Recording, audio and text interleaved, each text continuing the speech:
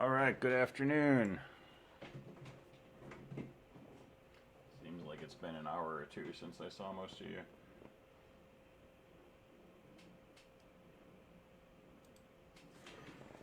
All right, so yeah, most of you are in CSE222, so hello again and welcome back again to Winter Quarter. If you're not in CSE222, but you're doing the CS sequence, talk to me and let me know why you're not in CSE 222, unless we've already talked. But if you were in 224 and you're in this course, you probably should be in 222 also, if you're planning to transfer after this summer. Anyway, so welcome back.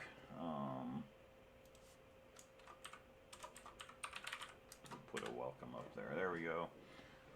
And yeah, good afternoon. All right, so CSE215, Discrete Structures. This is a different sort of computer science course. It's not a programming course per se. It's a course that covers sort of the theory and the logic and some of the math behind what we do in computer science. It's foundational. The stuff that we do in here will help you not only with CSE 222 and 223, but with other courses you'll take down the road, like automata theory and such. And it's an interesting hodgepodge of a course. So we'll get into the actual details of it in a few moments, but let me start with some of the administrative syllabi stuff and so on.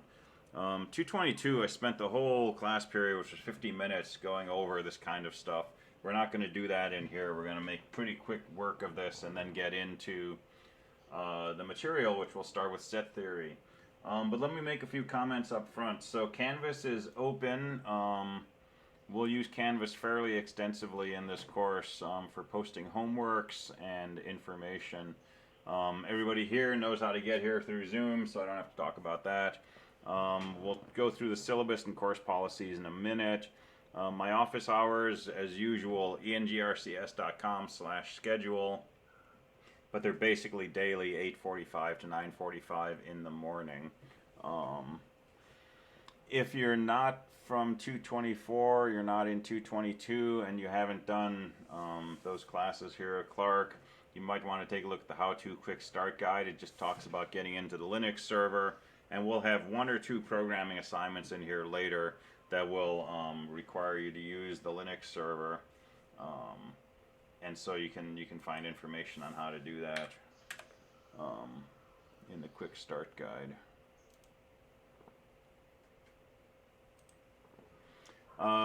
Open source textbooks, you can get a link to it here. We'll follow the text in some cases, and in some cases we'll kind of go off on our own. But a lot of, a bit of what we do will be from other courses, other textbooks as well. A lot of the homeworks will come straight out of this textbook, though. So yeah, courses, CSE 121 is the Intro to C course. CSE 224 is Programming Tools and Linux, and then 222 is Data Structures in C. That's the course that we're doing this quarter. And then in spring is 223, Advanced Data Structures in Java. So, and then this is CSE 215, which is Discrete Structures. When we get back to in-person, I'm going to miss burning incense in class, because it's kind of nice. But I can do that from home. And we do not use the same server that we use in CSE 121, so make sure you take a look at this How-To Quick Start Guide, and it'll talk you through getting into the server, but it's different from your CTEC login. So, so follow along with that and let me know if you run into any issues. All right. So these lectures are recorded. They're posted on Canvas, on YouTube, usually, within an hour after the lecture ends. So I want everybody to come to class, and I want you to pay attention during class, and there's benefit to taking notes But you don't have to furiously write down everything that is said in class, okay, because it will be recorded and posted. But taking notes is still useful. It's another way to engage, different parts of our brains that help us conceptualize and form memories. There's also a timestamp index that you can get to. This goes back to the beginning of fall, but it'll basically show you, all the topics that have been covered. So for example, this morning, CSE224, 222 A and B, right, date and time, topic covered, and where it is in the video. And if you go to that video, those are clickable links for the different topics. So pretty easy to go back and find things that were said in lecture. So take advantage of that. There's also a Discord server. It didn't get a lot of use in fall, but this is a server that's used for CSE 224, 23, and 215. Feel free to hop on there and discuss whatever with classmates and such. All right, so announcements. So I posted this earlier, and we have one volunteer already. If we can get a second volunteer, that would be great. So basically, there's a student in the class with a documented disability that impacts their ability to take comprehensive lecture notes. And so it would be appreciated if somebody in the class would like to volunteer to share their notes. And if you're willing to do that, send me an email and I'll send you information on how you can make those notes available to this student. And again, note-taking is a useful part of this course, right? Like I say, don't try to write down every single thing that a teacher is saying, but it compels you to try to, find bigger picture themes in what's being said. And record those, and it's part of active learning. It's part of actively engaging your mind while you're listening to a lecture. So send me an email, nmacias@clark.edu, if you're interested in sharing your notes. That would be awesome.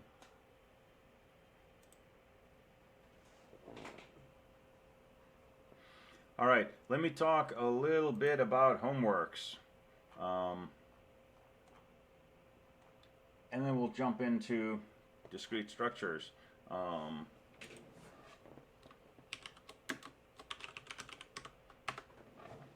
So when you see something pop up on here, that's getting tagged as a point in the lecture video. So that's a clickable spot at that point. So let's talk about writing up homeworks. And this is something, if you've done Engineering 250 or 270 with me, you've encountered this already. And it's something that will be useful in other courses as well, perhaps. So you're going to have, probably weekly homework assignments. I don't know when we'll start. But you'll have weekly homework assignments that you'll write up, and while we're online, you're going to have to scan them and submit them as PDFs.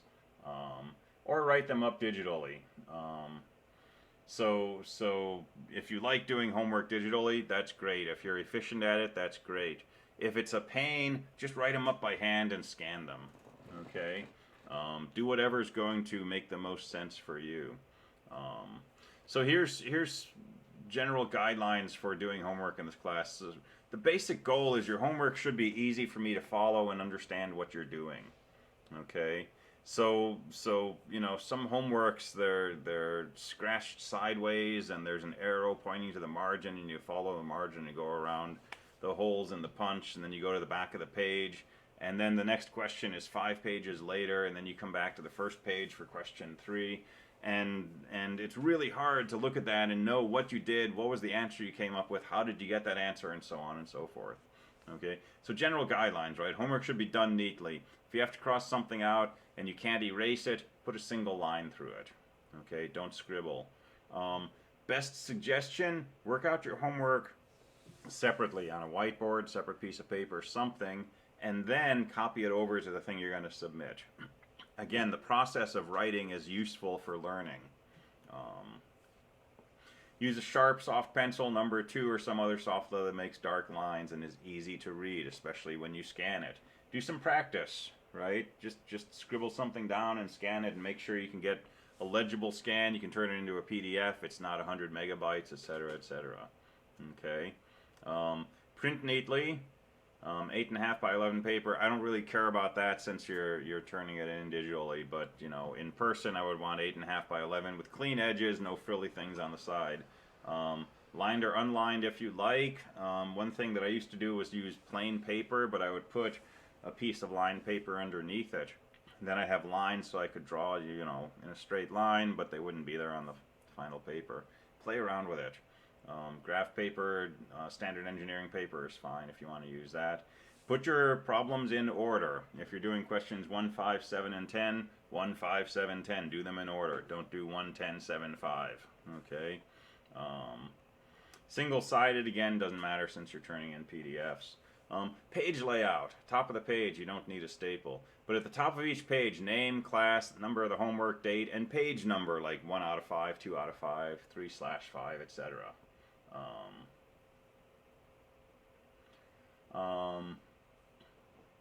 And yes, you definitely want to show your work because you want to try to get partial credit. And if you put down an answer and the answer is wrong, and there's no work, well, number 1, you don't get any points for the answer. But number 2, I can't help you, right? I can't say, you know, make sure that you do such and such, right? And so if you show your work, yeah, it's a lot easier to see what's going on, give you partial credit, and give you suggestions. How hard is calculus in this course? We will not do any calculus in this course.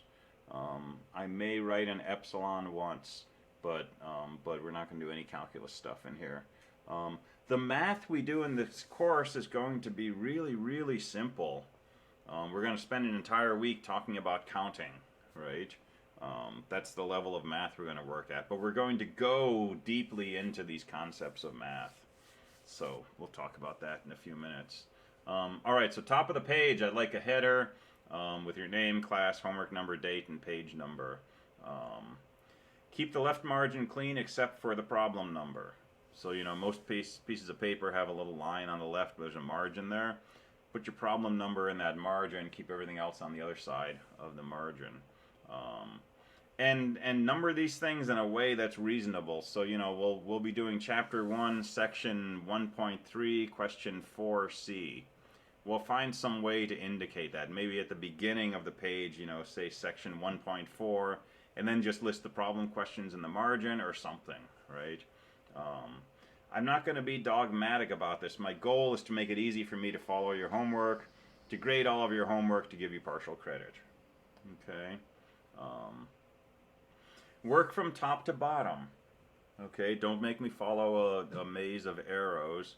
Don't go from the bottom of one page to the top of that same page and start a second column or a third column. Just work from top to bottom, go on to a new page. Okay? It takes a little more paper, but it's worth it. At the end of your question, circle or draw a box or something around your answer so that I can look at it and I can quickly see the answer. And if the answer is right, I'm good to go. If the answer is not quite right, then I can go back and follow your work and so on and so forth.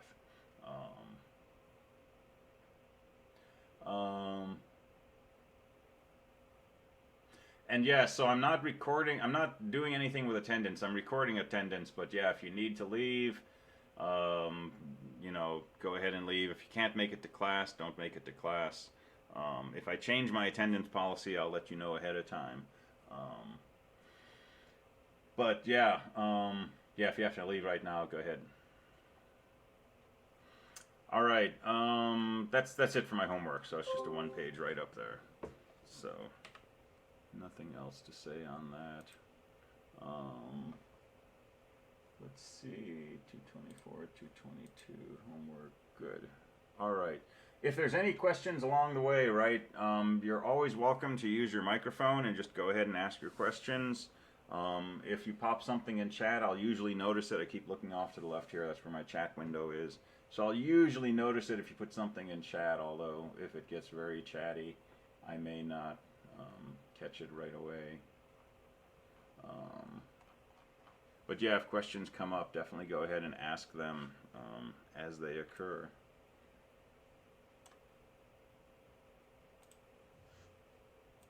Do we have to enroll concurrently with CSE 222 and 224? You do not. So if you're doing the whole CS sequence here and your goal is to transfer at the end of summer, then you should be taking 224, 222, 223, and 215 this year. And 222 is only offered in winter. If that's not your situation, don't worry about it, right? But hopefully you've met with me or with Izad and we've worked out a plan of study that that covers what you're going to take when.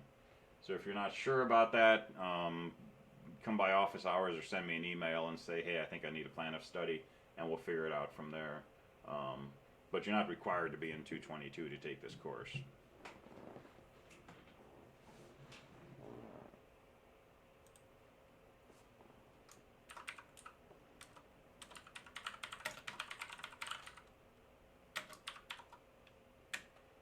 All right, let's talk about discrete structures.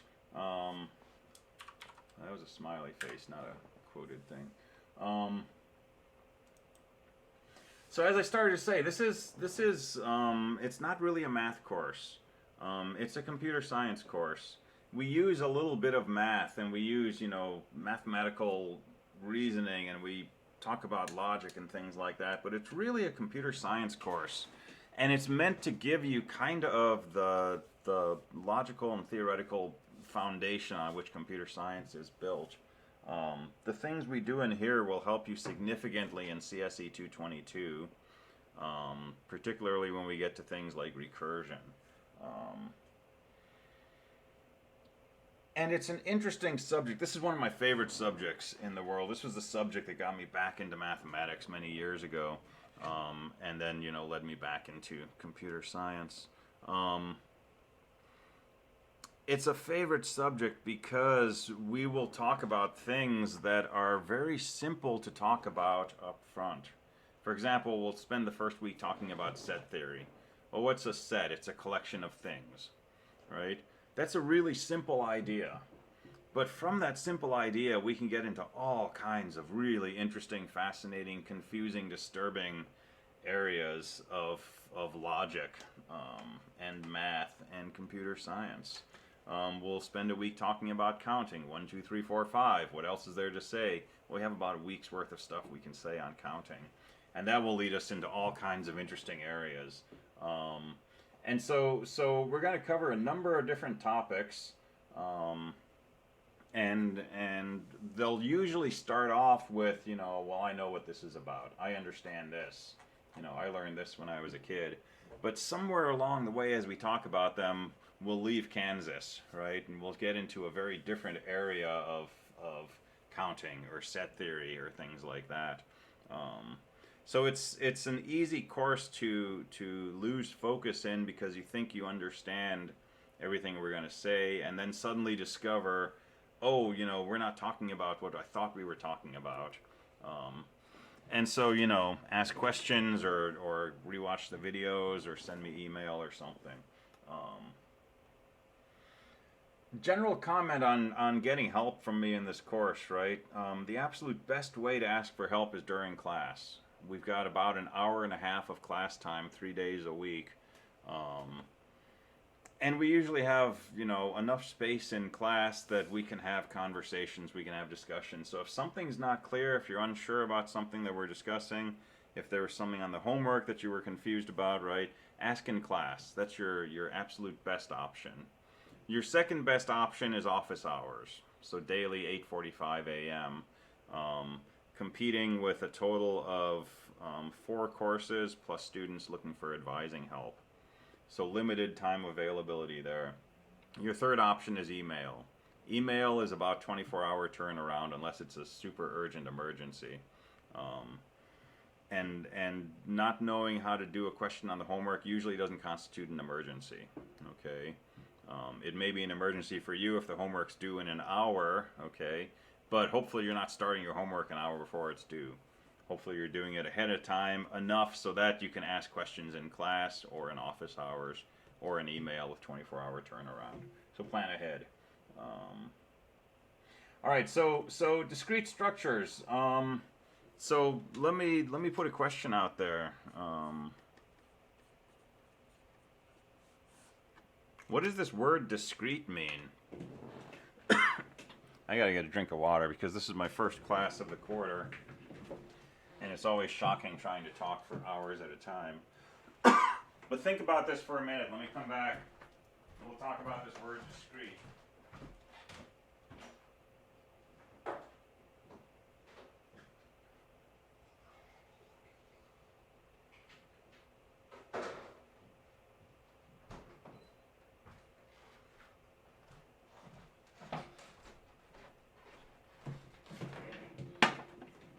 I always thought it meant like subtle or something. That's not the main point. Yeah, subtle, discrete, like discretion, right? So not obvious. Discrete, like hidden. Yeah. So that's one usage of the term discrete. And I don't know if that's related to the other usage, but there is another version of that word discrete. So what else does this term? I cheated and used Google, and it's separate or individual. Separate or individual. Okay, so now Different discretes, they're spelled differently. okay.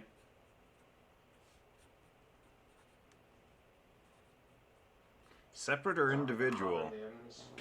Say again? Darn homonyms. Mm-hmm. Yeah, they get you every time. Yeah, the hidden discrete is C-R-E-E-T instead of Oh, okay. R-E-T. Cool. All right, separate or individual. This is a fascinating concept. The idea of two things that are distinct from one another versus, one big thing. Now we've got our discrete structure icon. Right? This is I mean, you can do 2 or 3 entire courses just on this one concept of like two things being separate from each other as opposed to being inseparable in some way. What would be kind of the opposite or the counterpoint to discrete? This is going to be a mathy term, possibly a calculus-y term. So discrete versus, I'm just going to put it out there, continuous.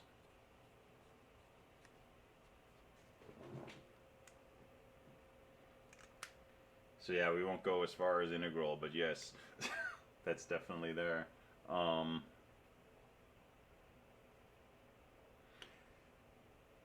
Discrete, well, actually integral, I said I wouldn't do calc, but now I'm going to do calc because calc's on my brain. So somebody said integral, so right, if you don't like integrals, close your ears for 30 seconds. But an integral is an infinite summation, right? When you write that summation, you're summing, individual parts. That's the discrete version. When you move to an integral, that's the continuous version, right? So if you're math focused, that right there is a breakdown of discrete versus continuous. Okay, we'll come back to no math land now. So here's a bunch of points, and I'm going to label these 1, 2, 3, 4. Those are discrete, right? If I have a number line, those are distinct points on here. And how do I know they're distinct? Because there's space in between them, right? And if I allow fractions, 1.5 and 2.1, there's still space in between here. These are still discrete. But if I have, a number line, and I think about all the real numbers between 1 and 2, that's somehow fundamentally different. if I think of a line just containing integers, whole numbers, well, if I pick two numbers like 3 and 6, yeah, I got a few spots in between them as well. But sometimes if I pick two numbers like 3 and 4, there's nothing in between. It's very different if I have all the real numbers between 1 and 2, because any two numbers that I pick, there's always another number in between. I could pick, 1.1 and 1.100000000001, and there's still a number in between these two. In fact, there's an infinite number of numbers between those two. That's the nature of something that's continuous. So in this course, we're mostly studying things that are separate. Things like integers. In fact, we'll very rarely deal with real numbers in this course. We'll mostly deal with integers, or things related to the integers, like fractions of integers. And the world gets a little different when you restrict your attention to these things that are separate or individual.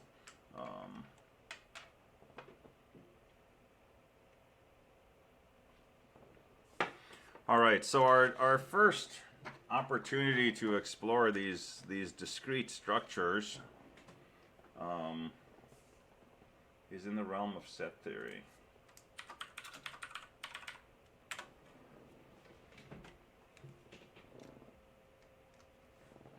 All right, so we learn about sets in school usually, right? So let me give you a really working definition of a set. So a set is a collection of things. So that's a really informal definition of a set. It's a collection of stuff. So I could have a set consisting of a pair of eyeglasses, a pen, and a remote control. That's a set. And this set contains three things. And it's different from the set containing a pair of eyeglasses and a pen and nothing else. Or a set of eyeglasses and a pen and an inkwell. Those are all different sets. And a set containing an inkwell, eyeglasses, and a pen is the same as a set containing an inkwell, a pen, and eyeglasses. The order in which these things happen to be written in my description of the set is irrelevant. The set is defined by the things that are in the set: glasses, pen, inkwell. So we'll write down sets, and when we write things, right, we're linear beings, so we write things side by side, right? But the order in which we write them is irrelevant for a set.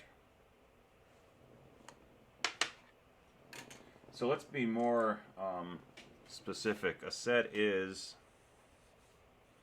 an unordered collection of objects.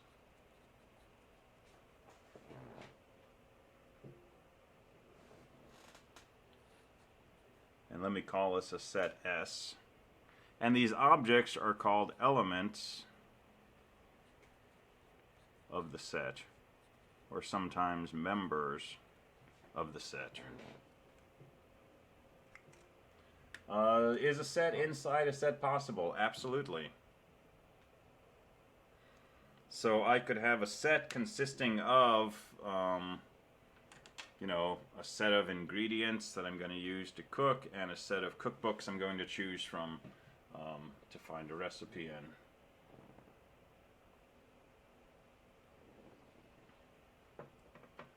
But we have to be a little careful, because with a simple definition of a set like this, a collection of things, an unordered collection of objects, if we don't put any restriction on these objects, we can get into trouble. And we'll do that on Friday. We'll see something called Russell's paradox. But for most of what we do, we can just think of a set as a collection of things. So yeah, actually in Java there's you know, things called sets. There's classes called sets. But yeah, an array or a list would be a good example of a set. Assuming that the order does not matter. If the order in which things are in the array matters, then it's an ordered set, which is not a set anymore. All right, so let S be a set.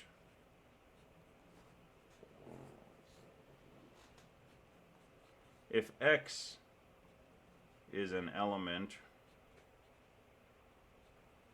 of the set S, then we say X is contained in set S. So there's your epsilon, but it's a different epsilon from calculus. All right, so this says X is a member or an element of the set S.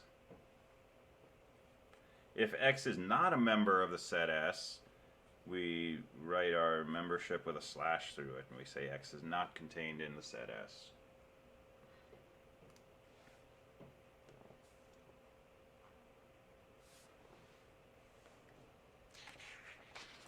Well, there's a lot of ways to specify a set.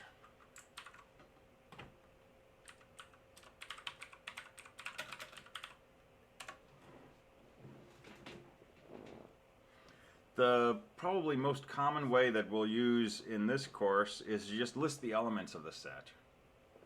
So we can say, you know, some set T equals, you know, pen, glasses, and an ink bottle. Okay, I've described a set containing 3 objects: a pen, a set of glasses, and an ink bottle. Or I might, you know, make an SA containing the numbers 1, 2, and 4. So this is probably the most common way we'll describe sets, or the most frequent way we'll describe sets, is just to list the elements. And the elements are listed inside curly brackets. That usually means this is a set, which means the order of things does not matter. And the things listed in here should be separated by commas.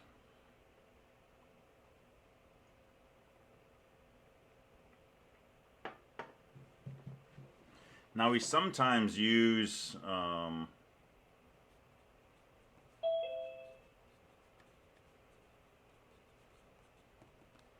notation like this, where we say ...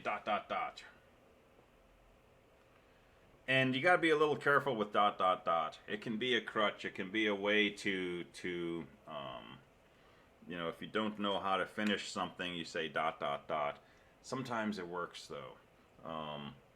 So here this is saying, you know, I could keep writing 1, 2, 3, 4, 5, 6, 7, 8, 9, 10, and all the numbers that I keep writing after that, that's what this set I is. But you got to be a little careful with this. You got to list enough members and make sure that whoever is reading this understands what you meant when you say ... So we'll do this as a quick and dirty way to represent sets sometimes, but we'll learn some more robust ways to define sets. Let's see, would it still be a set if each element is a list? Yeah, if you didn't care about the order in which those lists appeared, even though the lists are ordered, that would still be a set. Good example. So yeah, we could say I equals the set of all positive integers. And that would probably be less ambiguous than that. And sometimes we'll get a little sloppy and say this. You know, instead of saying set of, we'll have curly brackets, but we'll put the words all positive integers in here. This is another thing about this course, right? If this was a math course, we would not do stuff like this, right? Everything we said would be 15 pages of squiggles and Greek letters. But you know, it's a computer science course, and so we can be a little relaxed with some of this stuff. But there's going to be places where I'm going to say you have to be extremely rigorous now. Okay, so we get to be a little relaxed, but we have to be prepared to, you know, make things more rigorous sometimes. And I'll try to be extremely clear when we change gears like that. But for today, we'll be pretty relaxed. So that's the set of all positive integers. So is this. Say again? What's the difference between an ordered set and an unordered set? So there really is. We won't really use the word ordered set. We'll say ordered collection, right? But let's not use the word ordered set. I know I already did, but I shouldn't have. So a set is an unordered collection. We can also talk about ordered collections, but they won't be sets. An ordered collection would be something where the order in which we list these things matters. For example, if you have... So wouldn't 1, 2, 3, 4, 5 be an ordered collection? No, because this is also the same thing as, 3, 1, 4, 2, 6, 5. Right? But if I don't write them in this order, then I can't really say ... because looking at this, you have no idea what I expected the other elements of this set to be. But, this set, if I write these integers in some totally different order, it's still exactly the same set as this. Here's an example of an unordered collection, though, the coordinates of a point. So here's a point with an x-coordinate of 2 and a y-coordinate of 3. I write the coordinates inside parentheses instead of curly brackets. Because here, 2, 3 is different from 3, 2. But for sets, doesn't matter what order the elements are listed in, because this is just sort of our human representation of the set. But the set is the collection of all positive integers. Does that make sense? Okay, yeah, I think I get it. Okay. Instead of it be having to do with numerical order, alphabetical order, my mind was loading at it depends on where the item is, like axes and such. Okay, I got you. Okay, cool.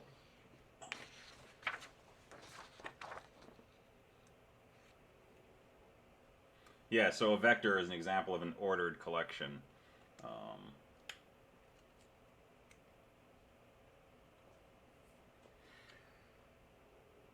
All right, so let's talk about some particular sets. So there's some sets that we're going to encounter a lot and we're going to want to use a lot.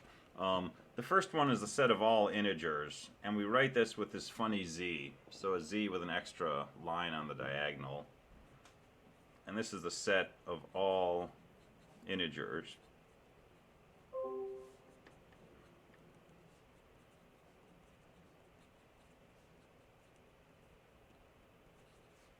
So I could write it like ...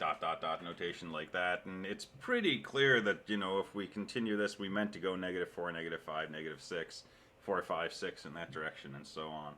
But we use this so often, and we don't want to worry about these ambiguities, so we just have the symbol z.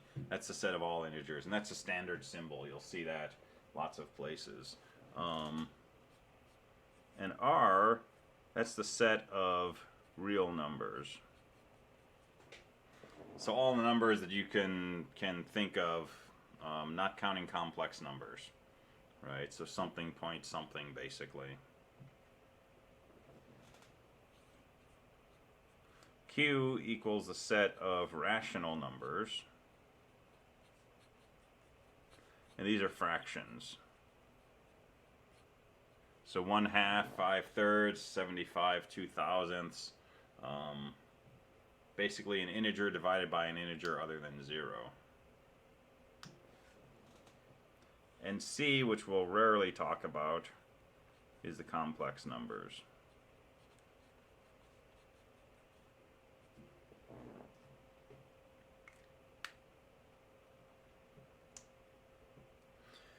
You'll sometimes see the symbol N for what's called the natural numbers.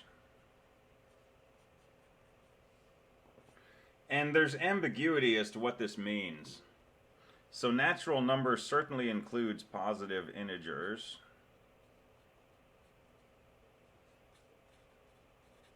And sometimes it also includes 0. It depends who you talk to. So I'll generally avoid using the notion of natural numbers. But if you see it, find a definition or ask, and it's usually positive integers and possibly also 0.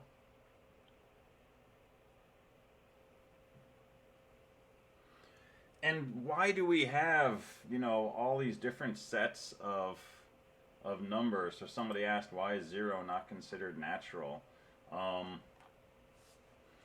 It's a really good question. So,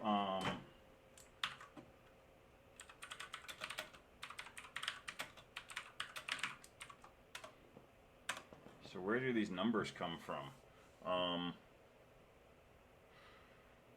One of the first things that we probably did with numbers was we counted things, right? So,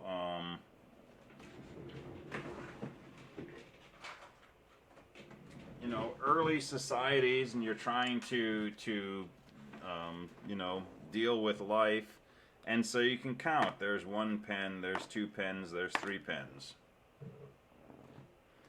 And as soon as you can count, you can start to do things like addition. Like there's 3 pens and here's 2 pens. If I have all of that, how many pens do I have? 1, 2, 3, 4, 5. And if I have 2 rocks and then I get 3 rocks, how many rocks do I have? I have 5 rocks. And if I have 2 sheep and now I have 3 sheep and I take that all together, how many sheep do I have? I have 5 sheep. Well, after you've done that for a few thousand years, you eventually get this idea of abstraction. Of saying, 2 rocks and 3 rocks is 5 rocks, 2 pens and 3 pens is 5 pens. Maybe the thing itself doesn't matter. Maybe there's this general fact that 2 plus 3 is always equal to 5.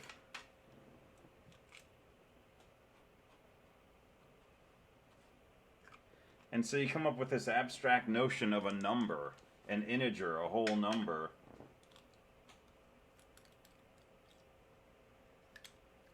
And once you can write things like this, you can start to do algebra. You can say, okay, I have 2 rocks, I want 5 rocks, how many more rocks do I need?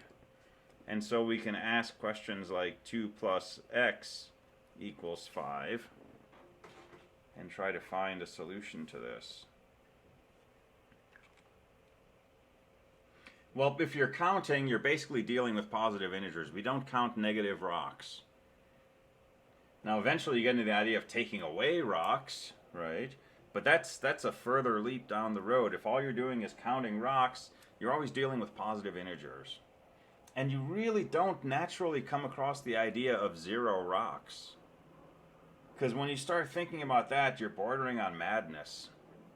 Because now you can talk about your purple dragons with gray hair, and I have 0 purple dragons with gray hair in my cave. Would you like to see them? Right? And so 0 takes some getting used to. If all the numbers you ever dealt with are numbers that you use for counting things, where does 0 come from? Well, it comes from subtraction, right? So so eventually, you get this idea of 0, and now you can start asking more interesting questions, like 2 plus x equals 1. Well, I have 2 rocks, and how many rocks should I add to my pile to end up with 1 rock? Well, you have to take away a rock, right? So this is like, positive ints.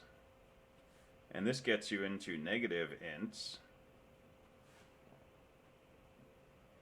And once you're thinking positives and negatives, now you're thinking zeros.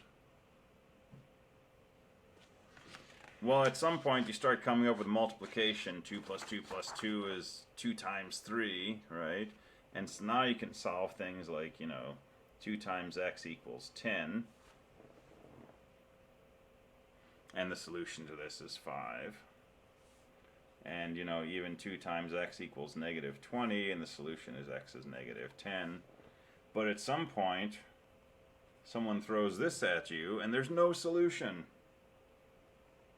Right? There's no integer that we can double to get 7.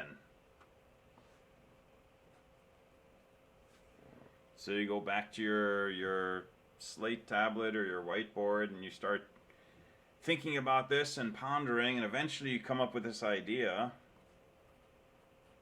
X is 3.5, or 3.5, or more simply 7/2.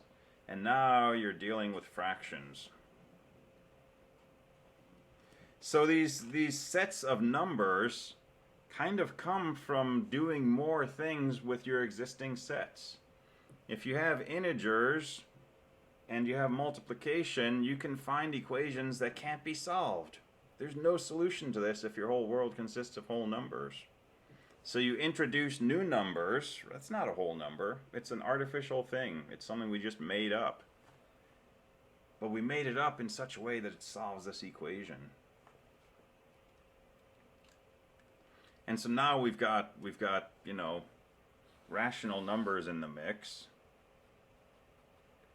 And then you come up with an equation like this, and there's no solution in rational numbers. There's no fraction that you can square to get 2. It's a really simple equation, but there's no solution. We have to go to real numbers. And what's the solution to this? Well, we make up a new symbol. We call it the square root of 2, and we say that's the solution to that equation. It's just something we made up.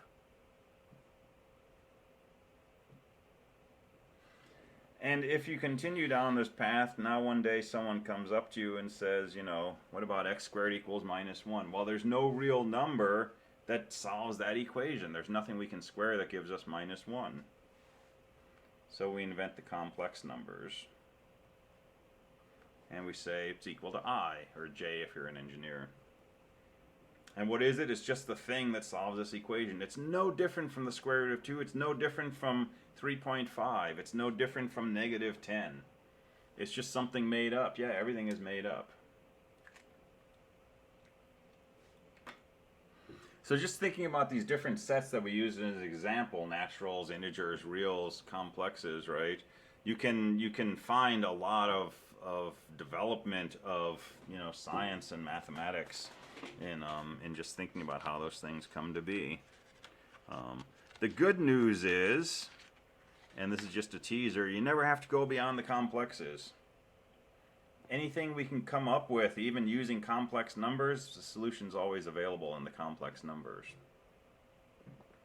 So the buzzword for that is algebraically closed. And that's a whole nother course in itself, studying algebraic closures. But complex numbers is kind of as far as you have to go with this line of reasoning. All right, so that's a bit of a sidetrack. There's always sidetracks in here. Let's go back to looking at sets. So here's a set containing one thing. It contains the letter A. We'll pop up these will pop up a fair amount. So we have a name for them. This is called a singleton set. Singleton set is a set containing exactly one element. Is there anything left to make up? Oh, absolutely. That's art. That's music. That's poetry. That's life. I mean, that's what it's all about. We're like discovering new things, making up new things.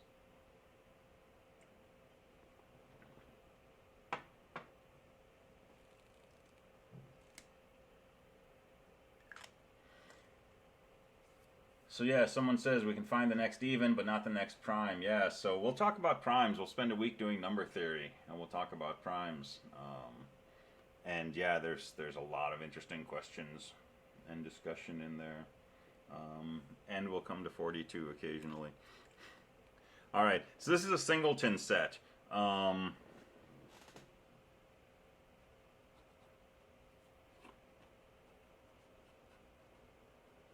Here's a set containing 3 elements. The first element is the set of integers, the second is the set of fractions, the third is the set of all real numbers. That's a set. It contains 3 things. The 3 things happen to be sets, but that's okay.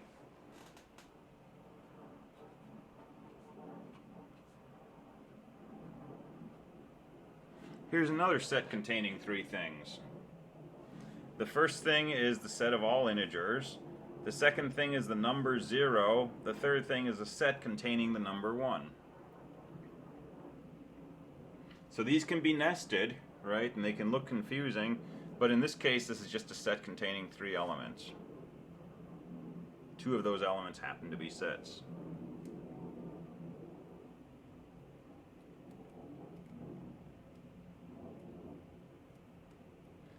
So, discussion in chat about the role of belief in all of this, and what if you believe 1 plus 1 equals 3? What if you do? I mean, do you believe 1 plus 1 equals 2? And if so, why do you believe that? And how do you prove it? Well, if you believe 1 plus 1 equals 3, then maybe you just believe that 3 is the number 2, and maybe you believe 2 is the number 7. That could be so say too. your number set is 1, 3, 7, 5, 9. Absolutely. And that's 1 through 5 for them. Yeah.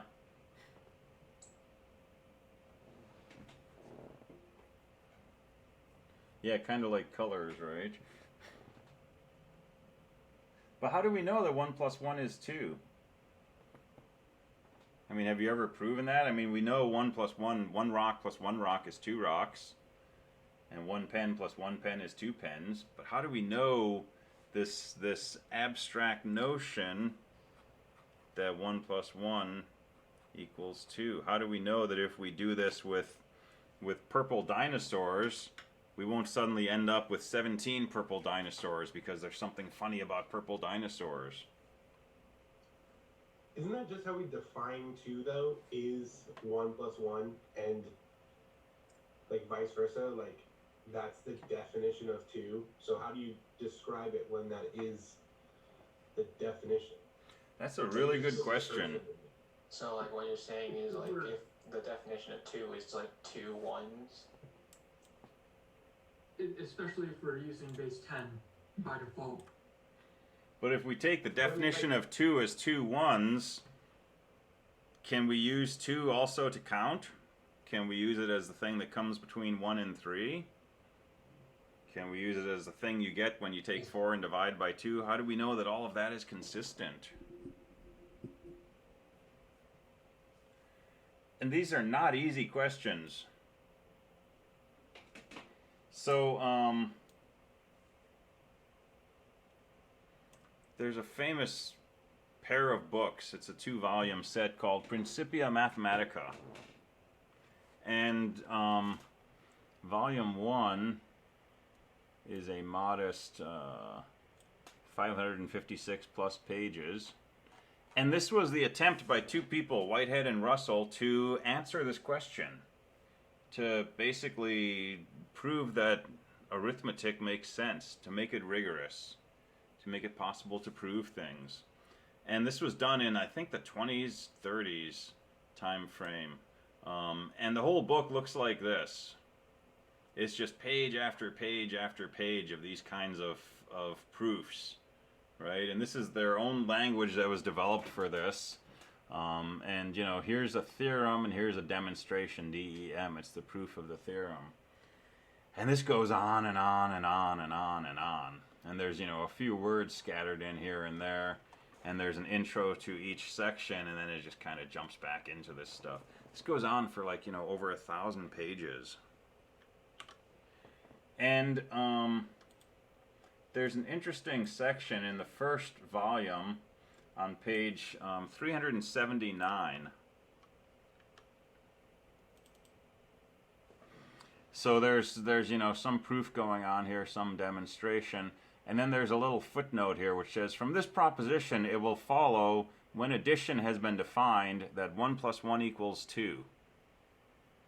So this is one of the steps that goes into proving that 1 plus 1 equals 2. This is on page 379 of this text. Right? So it can be done, but it's extremely difficult. And these people set out to try to make rigorous these fundamental notions of arithmetic. And their effort ended up being in vain for reasons we'll talk about in a few weeks. But it turns out you can't do what they were trying to do. And yeah, the calculus textbooks are probably easier to read than that.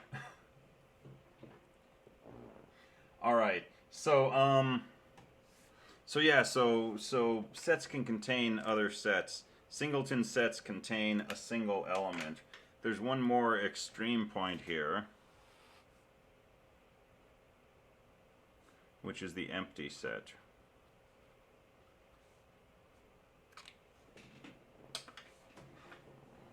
So what is the empty set?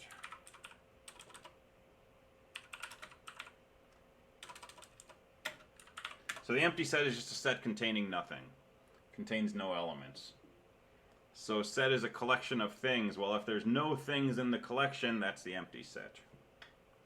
And we have a symbol for this, which is a circle with a slash through it. So there's three ways to write the empty set. Curly brackets with nothing in between, the words empty set, or this funny symbol. Okay, not the same as this. This is not an empty set. This is actually a singleton set. It's a set containing one thing. The one thing it contains is a set, which happens to be the empty set. Yeah, if you write zeros with slashes through them, that can be confusing in this course. Although usually if we're talking about numbers and you do a 0 with a slash through it, I'm not going to assume you meant an empty set. But if we're doing set theory, you probably don't want to do the 0 with a slash through it. How do you type it? Good question. I wouldn't type it. Typewriter, I would just do that. Do a pair of curly brackets.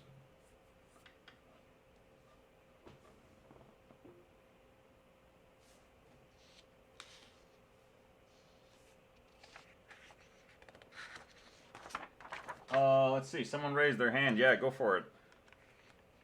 There you go. Cool. Yeah, we're beyond the days of ASCII, so we can actually put cool symbols into our text.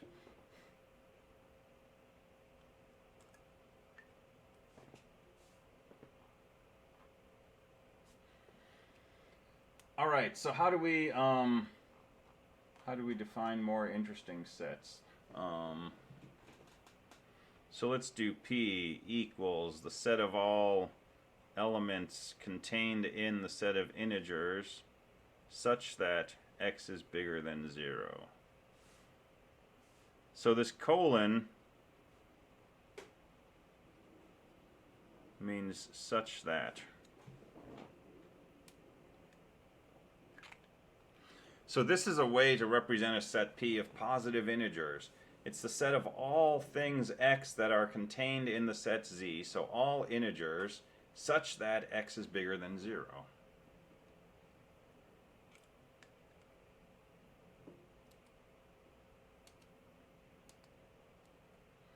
All right, so that's,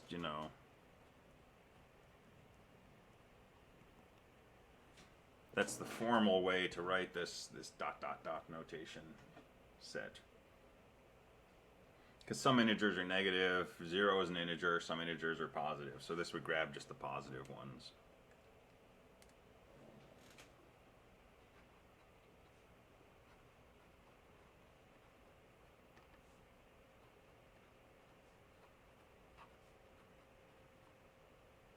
Now if I define a set E, which is the set of all elements x and z, such that x is positive and x is negative, that's exactly the empty set. Because any integer that I pick, if it's bigger than 0, it's not going to be less than 0. So there's nothing in this set that's an example of the empty set.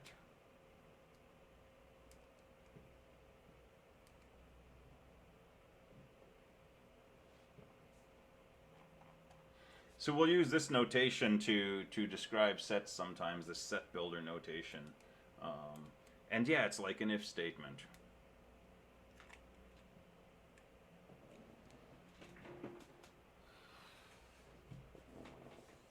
All right, another thing is interval notation.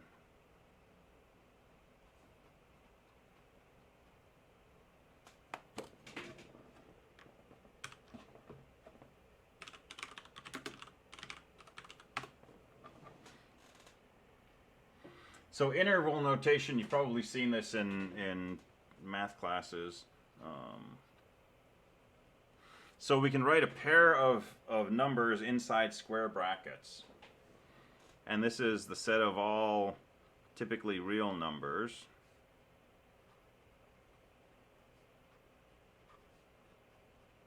Between A and B, inclusive.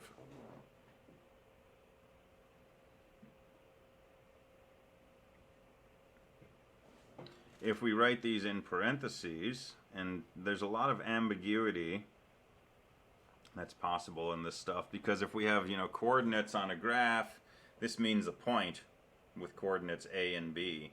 But if we're talking about sets, this represents a set. And in this case, it's the set of, say, real numbers, which is strictly bigger than A and strictly less than B. So it's the stuff in between A and B, but not including A and B. And so if we have a number line,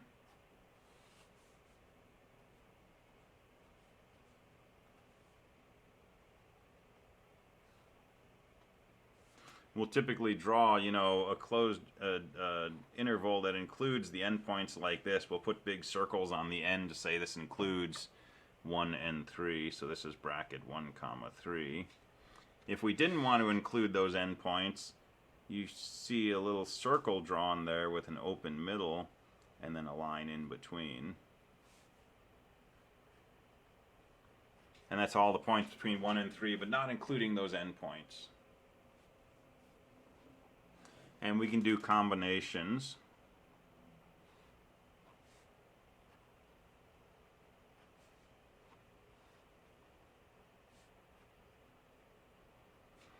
Right, so here we're including 1 but not 3, and so on and so forth.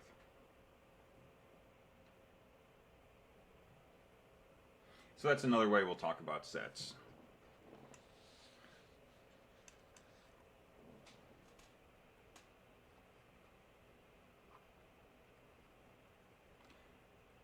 And let me just mention some terminology.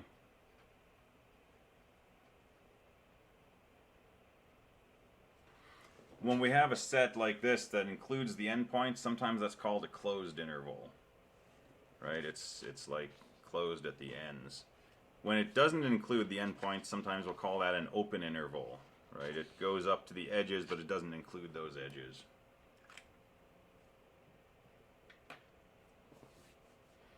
And again, that's a pretty simple notion to describe, right? A closed interval includes this number A, an open interval does not include that number A. But there's a lot of really cool stuff that happens in the distinction between open and closed intervals. For example, in this interval from 1 to 3, what's the smallest real number in that set? This is a set, remember, right? It's a collection of real numbers. What's the smallest number in this set? 1. 1, perfect. In this open interval from 1 to 3, what's the smallest number in that set?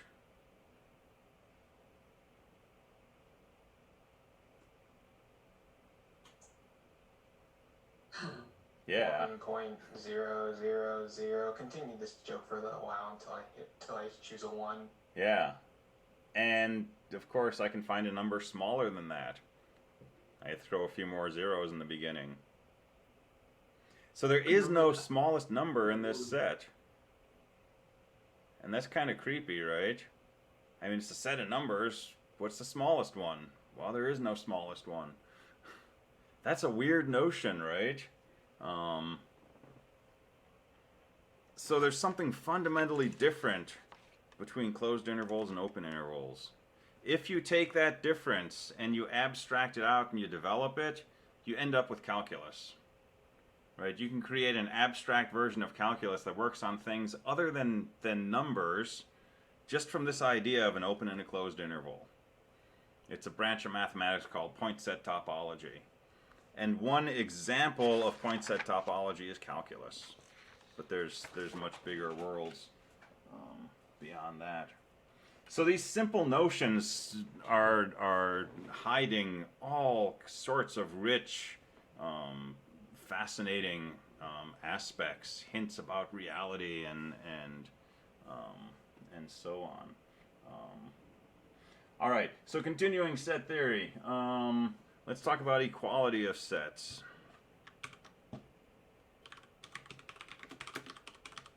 How do we know when two sets are the same? So, well, for equality, we use an equal sign. So what does it mean when we say A equals B? It means X is contained in A if and only if X is contained in B. This is for any and all possible X's.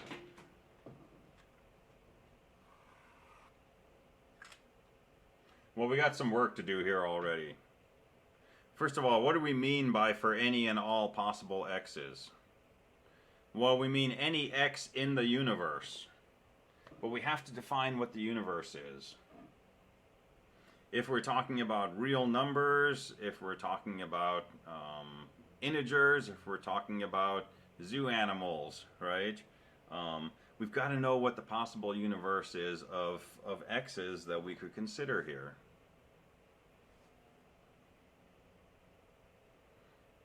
But if we know, what the full scope of possible things are that could be elements of A or B, then we can apply this definition. Pick any X. If it belongs to A, it has to belong to B. If it belongs to B, it has to belong to A. And equivalently, if it does not belong to A, it can't belong to B. And if it does not belong to B, it can't belong to A. Okay, if all those things are true, then we can say A is equal to B.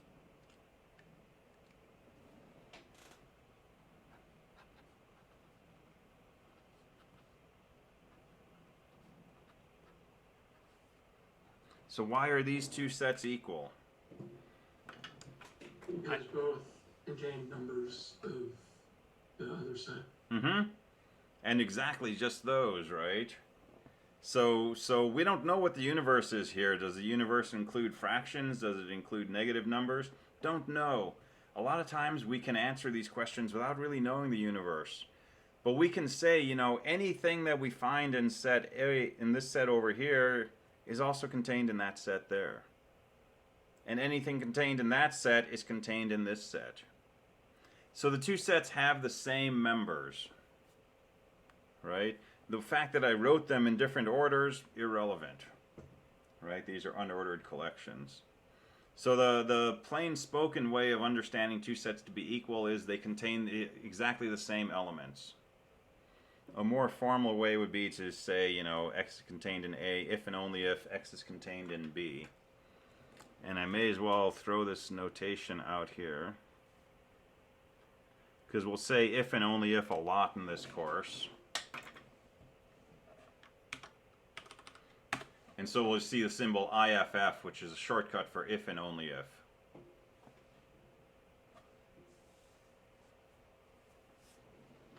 Is there a visual way to differentiate an ordered set and an unordered one?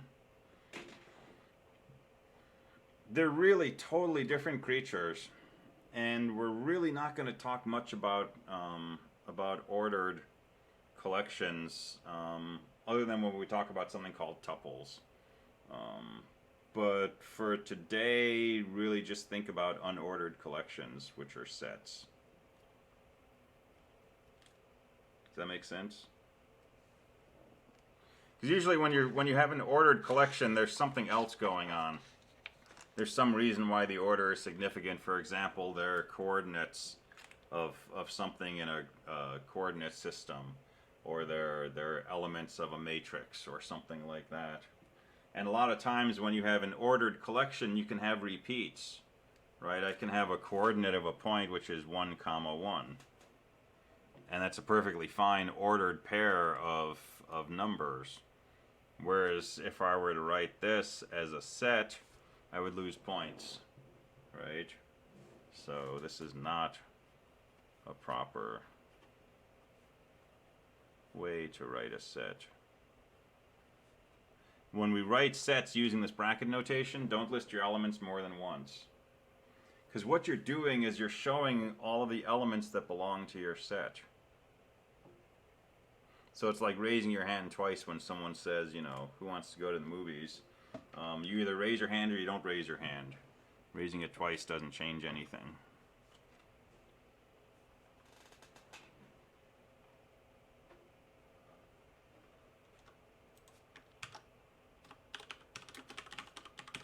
All right, Venn diagrams. So you've probably encountered these before. Venn diagrams are a graphical tool, a visual tool we can use to help us understand what might be going on with sets. They're not used for formal proofs, but they can help inform us of how we might go about constructing a formal proof. They can help us see what's going on. If you have multiple sets inside a set, you can have the same element. So terminology to keep straight. So here's a set containing a set consisting of 1 and a set consisting of 2, 1 and a set consisting of 1, 2. This is perfectly proper. There's 3 elements in this set. If I call this set S consists of 3 elements. The first element is the set containing 1, a singleton set. The second element is a set containing 1 and 2. The third element is a set containing 1 and 2. So the set S contains 3 elements. Actually, nope, this is not correct. Because I listed that element twice, because this element and that element is the same. That was overly confusing. Anyway, that's a perfectly valid set. Even though there's a 1 in this set and there's a 1 in that set, this is distinct from that. So these are distinct elements, so they can both appear in the set. But you would not want to write something like this.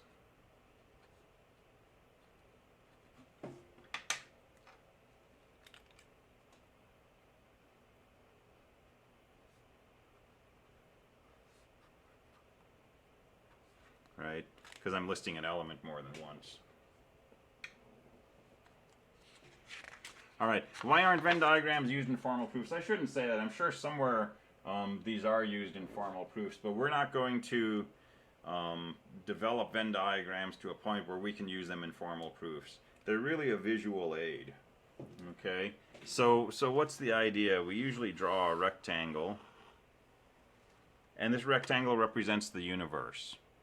And we draw typically circles to represent sets of things in the universe. And where 2 circles overlap, it means there's things that are common to both of them. So this might be the universal set, and this might be the set A, and this might be the set B. And maybe the universal set is the set of all cookies.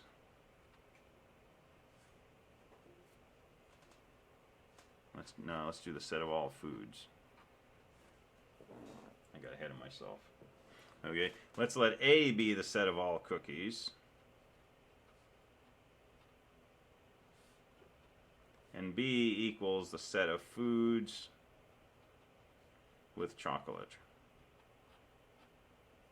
So good foods. So, you know, in the universe over here, we've got broccoli, which I think has 2 C's, and we've got spaghetti. But over here, you know, we've got sugar cookies. And over here, we've got M&Ms. And there's some stuff that pops up in both. For example, chocolate chip cookies.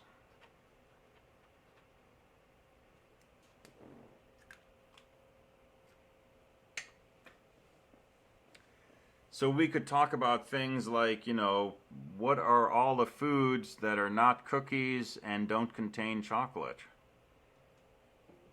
And we could see visually that this very sad collection of food would be, you know, all of these things that are outside of those sets A and B.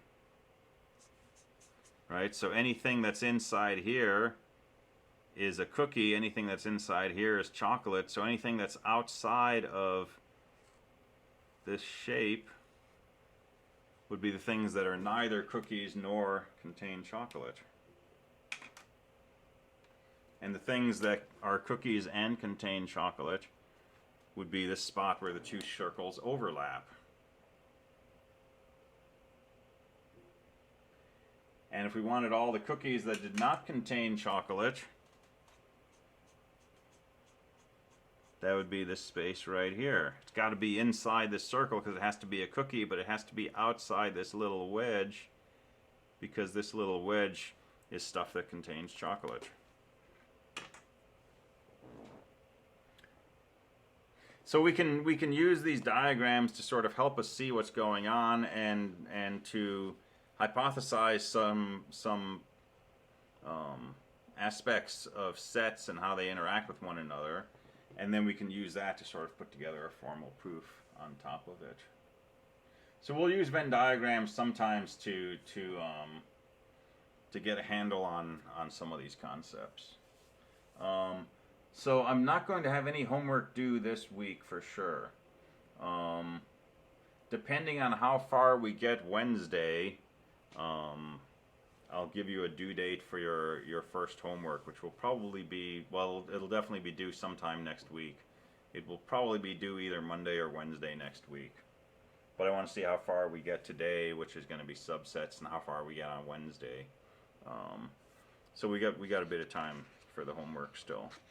And the first homework will be on set theory.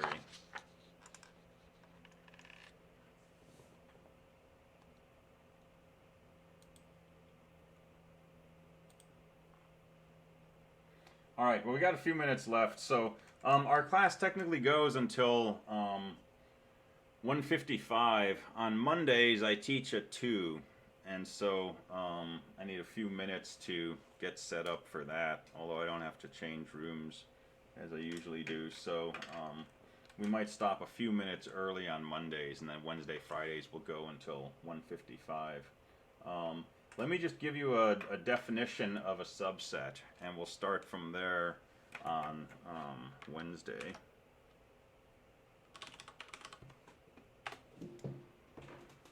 So here's a definition. A set A is a subset of set B. And we write that as follows: A with a sideways U with a line underneath it. This means A is a subset of B. If and only if the following is true.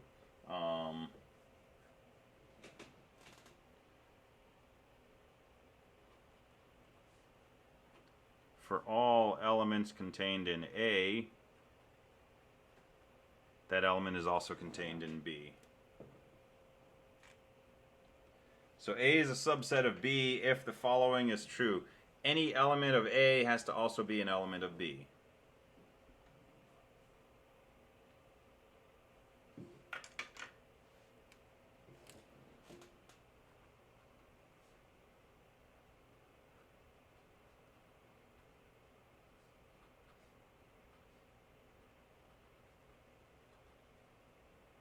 So for example, 1, 2, 3 is a subset of 1, 2, 3, 4, 5. Why? Because every element in this set is also contained in that set.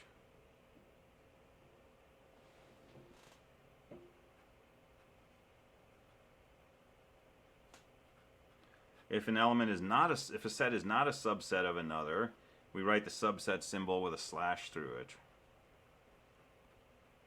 So 1, 2, 3 is not a subset of 1, 3, 5. Why? Because the number 2 is not contained in this set.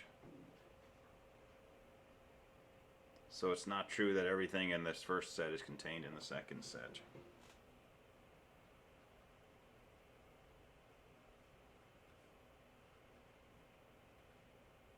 This is also true. Why? Because every element of this set is contained in that set. Don't worry about the fact that it's the same set, right? We always come back to the definitions. Definition says, is every element of this set contained in that set? If so, this is a subset of that. All right, here's a final parting bit of weirdness. This is also true. Why is it true? In order to be true, it means that every element in this set has to be an element of that set. Well, there's no elements in this set, so this is true. And this gets a little weird to think about. This gets into something we'll deal with when we get to propositional logic, right? Every element of this set has to belong to that set. Well, there are no elements in this set. So that statement is true, right? It's like saying every letter you send today has to have a stamp on it, or you're going to be in trouble. Well, if you don't send any letters today, you're not in trouble, because technically every letter you sent today had a stamp on it, right? Even though you didn't send any letters. Okay, every element in here has to be in there. Well, there's no elements in there, so yes, every element in here is contained in there. So the empty set is a subset of the set 1, 2, 3. And in fact, the empty set is a subset of every set, which also means the empty set is a subset of the empty set. Empty set, yeah, rather, so can you say that basically there's an infinitesimally, or there's an infinite number of elements in an empty set, and that thus it's an indirect way of saying that you have a set with infinite number of elements? It's kind of the opposite. There's actually no elements in the empty set.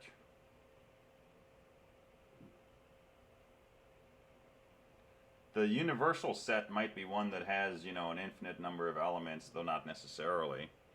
But the empty set actually contains 0 elements. There's actually no element in the empty set. Then how is it a subset of a set containing 1, 2, 3? Because if there was an element in here, it would have to be contained in there. Well, there's no elements in there. So think of it like this for now. To not be a subset, there has to be something in here that's not contained in there. Well, is there anything in the empty set that's not contained in here? No. Because there's nothing in the empty set at all. So to fail to be a subset would require that there's something contained in here that's not in the set on the right. That never happens because there's nothing contained in here. It's an edge case. Okay, it's not necessarily intuitive.